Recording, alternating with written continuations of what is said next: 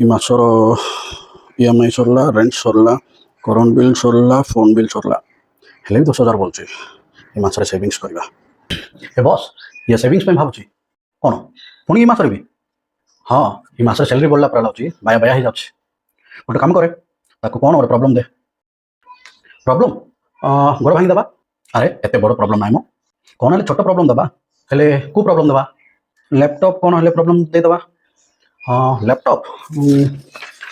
ଲ୍ୟାପଟପ୍ର insurance ଅଛି। Mobile? ହଁ, mobile correct. ହଁ ଭାଇରେ, ଲାଷ୍ଟ ମନ୍ଥ ମ୍ୟୁଚୁଆଲ୍ ଫଣ୍ଡସରେ ଇନଭେଷ୍ଟ କରିବାକୁ କହିଥିଲି କି ଏ ମାସରେ ଗୋଟେ 10,000 ବଢ଼ିଲାରେ, ସେ ଡିଟେଲ୍ସ କହ, ଏ ମାସରେ ଇନଭେଷ୍ଟ କରିବି। ମୋବାଇଲ ସ୍କ୍ରିନ୍ ଡ୍ୟାମେଜ୍ କରିଦେ। ହଁ ଯେ, ମୋବାଇଲ ସ୍କ୍ରିନ୍ ଭାଙ୍ଗିଲେ ବି 10,000ରୁ କମ୍ ଖର୍ଚ୍ଚ ହେବ। ଆରେ ସେ ଭଲଟାରେ ସବୁବେଳେ ମୋତେ ପୂଜା କରେ, ସେ ମୋ ଭଲ ଭକ୍ତ। ସ୍କ୍ରିନ୍ କା ଡ୍ୟାମେଜ୍ କରିଦେ 10,000 ଭିତରେ।